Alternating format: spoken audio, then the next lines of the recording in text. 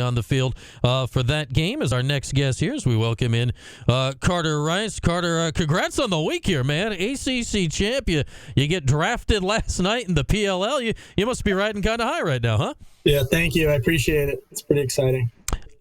All right, so let's go back to last night. What's it like watching a professional lacrosse draft and hearing your name called? Yeah, it was pretty awesome, especially having all my teammates surrounding me and supporting me. And just their energy as everyone's name was called was pretty awesome to see. All right, so you go to the Redwoods in the fourth round, joining Sam English out there.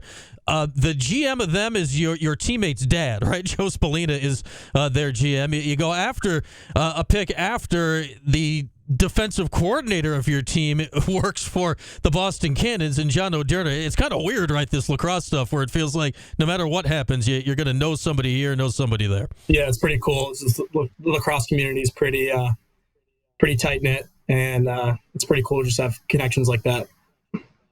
What does it tell you about your team this year that, four guys drafted, most in the ACC last year, of the kind of talent that you guys have to work with here this year? Yeah, I think just at every position we have some great players, and everyone works hard in practice, and we continue to push each other every day to be the best that we can be.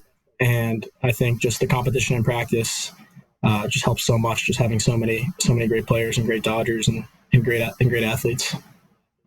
Syracuse D-Midi, Carter Rice is our guest. All right, Carter, let's go back to last weekend. So Friday you beat Notre Dame. Sunday you turn it around on short rest and you beat Duke for the championship. What was that whole weekend like of pulling off two of your biggest wins of the season, right, to go along with the other Notre Dame game in that short of a time span? Yeah, it was pretty awesome. Everyone was pretty bought in, and we worked really hard to slow down the game and just play lacrosse and just have fun playing it, and just go back to having fun and how important that is. Having fun and just succeeding with that mindset. And I think we were just looking at what we could do in the next play. We were just had the next play mentality. First 5 minutes goes by, boom, next 5 minutes. What are you going to do the next play? So I think we really did a good job in that aspect.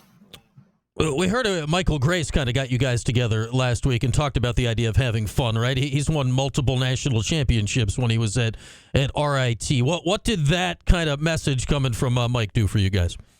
It just brought you back to like when you were a kid growing up and playing lacrosse. Like what you did was you just had fun, and having fun goes a long way. And when you have fun, you usually succeed in playing competitive sports. So yeah. We all know, hey, it's the playoffs, right? There's a lot of pressure on these games. These are the biggest games of the season, of your career, the whole thing. Does that help, relieve some of the tension as you get into this weekend? I think just having fun, playing hard, and just having that next play mentality, no matter the stakes, is kind of my mentality. I look at it just like, what can I do next, right? No matter the circumstances. Well, if I make a mistake, or if I make a good play, just thinking about what I can do the next play to put my team in a advantage, in competitive advantage. Yeah.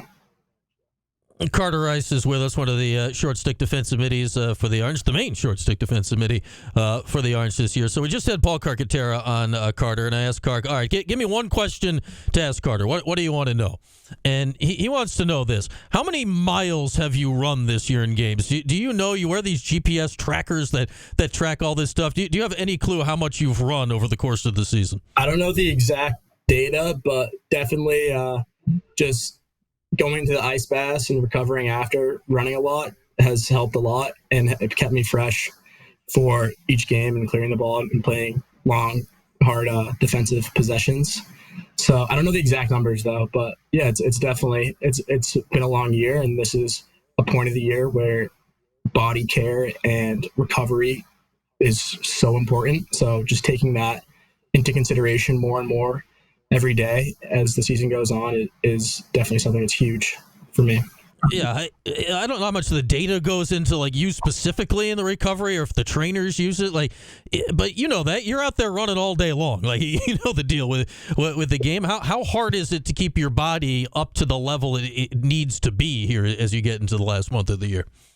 Yeah, it's definitely pretty tough, but I think just being consistent and having a consistent mindset of recovery and stretching and hydrating and eating right before and after practice is huge. And just what you're doing 2 days before the game, like 2 nights before the game, plays a big role into how you feel come game day.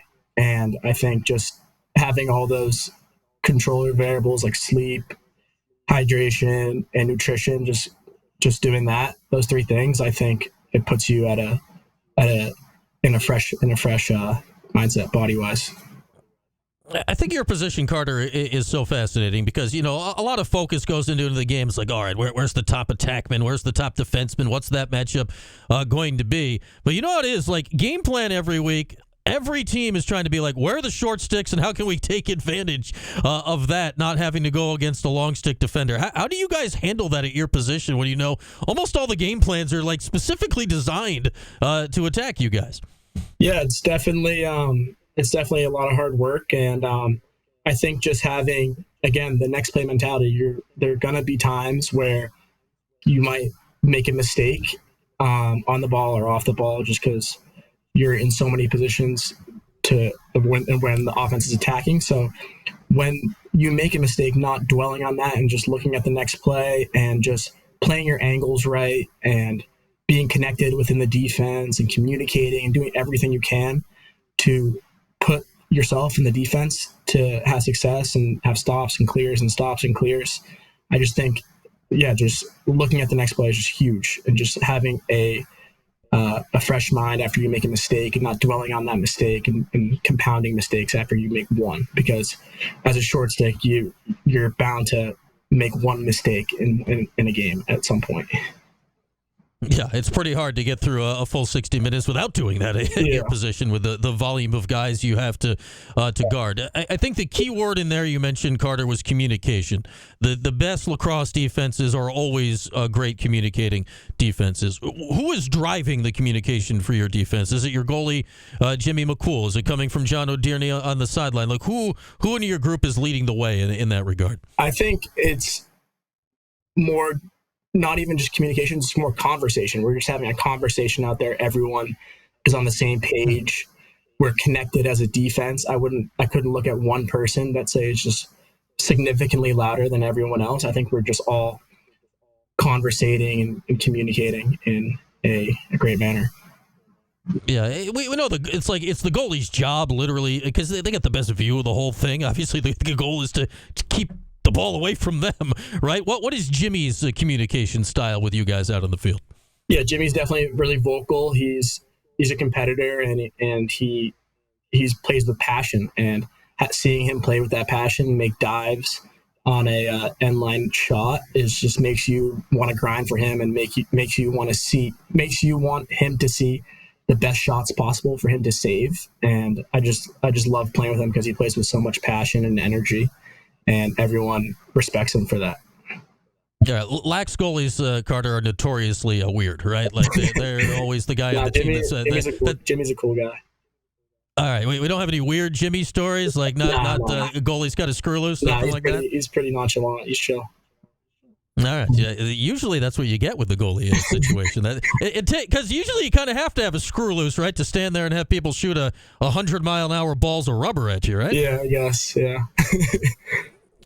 All right. Harvard Sunday. You guys played them.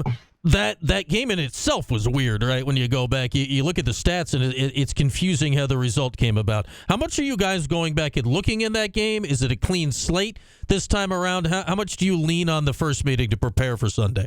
Yeah, we're just looking at it as the next game and another opportunity to spend more time with our teammates and work hard and play to the best of our ability to put us in a position to win. And we're just excited to compete. All right, Carter, really appreciate the time today. Best of luck on Sunday. Hopefully we're watching you guys play for 4 more games here this season. But thanks for hopping on here today. Thank you, Brian. I appreciate it. All right, there he is, Carter Rice, just drafted yesterday. That's pretty cool. 4th-round draft pick in the PLL to the Redwoods. So his lacrosse season far from done. Hopefully he gets to play all summer long here coming up. Carter Rice, the best D-midi on the Orange Lax team. With that, we'll take a break. We'll bring in Tim Leonard. He'll be at the game Sunday. Yeah, that I can promise. Tim next, 411 after this here on Q Sports Talk.